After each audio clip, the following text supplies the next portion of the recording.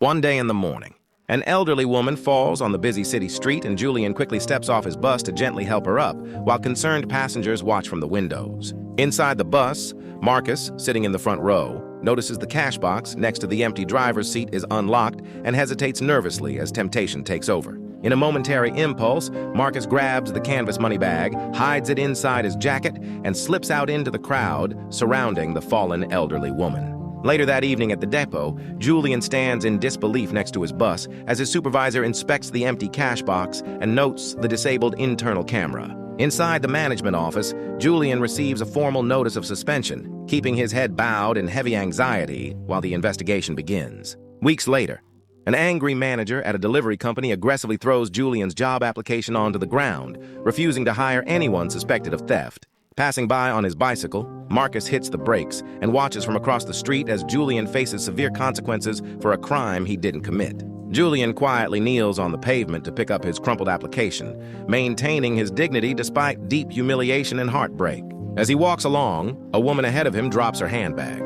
Julian runs after her and calls out to return it without a moment's hesitation. She thanks him with a grateful smile. Watching from down the street, Marcus freezes as he realizes Julian's true moral character, feeling overwhelmed by immense shame for his own actions. The following day, Julian sits solemnly at a conference table in the bus company office, preparing to sign his termination papers. Marcus suddenly pushes the door open and slams the stolen cash bag onto the supervisor's desk, declaring that he was the actual thief. Julian stands up in shock and anger to confront Marcus, while Marcus lowers his head in deep remorse, explaining his actions and regret. Marcus places his hands flat on the desk, asking the supervisor to call the police so an innocent man won't carry the blame for his crime.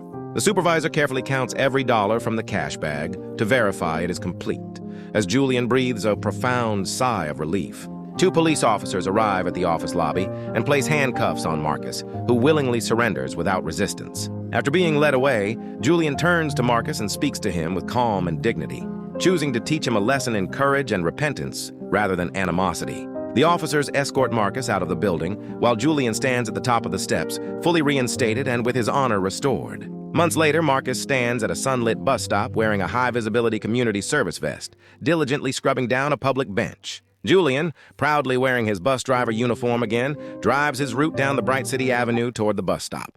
Julian pulls the bus up smoothly to the curb, swinging the doors open to see Marcus hard at work, fulfilling his sentence. Marcus steps onto the bus and pays his fare properly, looking Julian in the eye with deep gratitude and newfound hope. If you were Julian, would you give Marcus a second chance?